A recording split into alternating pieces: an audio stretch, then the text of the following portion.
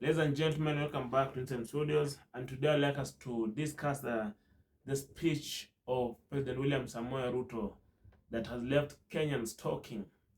This is about the abduction remarks that he made yesterday in front of President Alexander Stubb of Finland. So before much ado, let me first of all play you the clip, then we can discuss more. I undertook to the country that being a democracy, and robustly so, that Kenyans must not, as has happened in the past, where Kenyans disappeared and their bodies were found in all manner of places, that will not happen under my administration. And all the people who disappeared or who were abducted in what you said, all of them have been brought back to their families and to their homes. And I have given clarity and firm instructions that nothing of that kind of nature will happen again, and that it was my commitment as I became president that extrajudicial disappearances of Kenyans will not be part of what we are doing as a nation. So that's the speech of President William Samoei Ruto admitting or stating that all people who were abducted have been brought back to their families, and he has given firm instruction, and such kind of abductions will never happen again. So here's the big question. He has given firm instructions to who? And who are abducting these Kenyans? So it means the government is aware. Remember, during the Gen Z protest, President denied of any abductions in the country. He has no list of a single person who has been abducted at his desk. But today, the president is admitting now that all those who were abducted have been released, and he has given a firm instructions. Such kind of abduction will not happen again. So who are these people that president has given them firm instructions?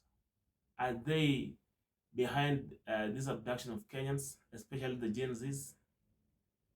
Because who brought them back home, as the president is claiming? Who? Yes, and no justice has been served. The government is aware of all these abduction squads. But when the civil society were protesting against abductions, the government denied that there's no abduction in this country. And today, we can clearly see that the government was aware. Even this conversation has not left out Martha Karua. And let me just go straight away to his tweets. So Martha Karua is asking, let me just read what she wrote. Now that William Ruto has acknowledged abductions, he needs to go further and acknowledge extrajudicial killings and disappearances and the role of security forces in this, and take steps to have the culprits, including those captured in BBC documentary, held accountable. Yes, that's the statement of Martha Karua. William Ruto, or the President William Ruto, now has to come out clearly. He must come out clean and tell us the steps the government is taking to make sure these abductors are going to face, they're going to be taken to court. The victims are going to get justice. The abductors must face the law. What steps is the government doing to make sure that these affected families have been compensated? Even recent, we saw the the BBC blood documentary, Parliament blood documentary, the blood parliament. The police who shot the Gen Zs are there. They are being seen. The government knows these people. They work for the government, but up to now they have not been brought up to book. So if President William Ruto is serious, as he claims that all those who were abducted have been reunited with their families, then now, what about the culprits? We want to see the culprits being jailed. We want to see the culprits facing law. We want to see the victims being compensated. Then we can know now we are heading in the right direction.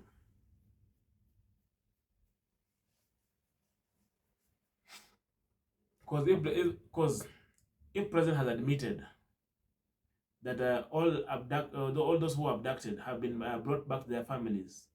So it means this thing was there. The government knew all about it. Now, the government has to take responsibility now and compensate them. Compensate the families that lost their children or their kin during the protest. Compensate those who were abducted, who were tortured. Then we can know now we are moving to the right direction. But you cannot, the government cannot be saying that they have been reunited with their families, yet these people are tortured. And I'm sure maybe, if you know, I'm sure maybe we have maybe some people who are abducted and up to now, they have not been united with their families. So the government should come out clearly. If there's any family that up to now, their kin was abducted, their child or their person was abducted, they should now come out and use the president's statement. You say that all those who were abducted have been released, but here is our son, here is our daughter who was abducted on this date and this date, but up to now, he or she has not been released. Then now we can know if president's remarks are really true, because a lot of Kenyans, they don't believe the president's statement. I don't know what's your thought. Let me know what you're thinking in the comment section. Do you believe the president is sincere on his mark about those who were abducted? What's your thought? Let me know in the comment section.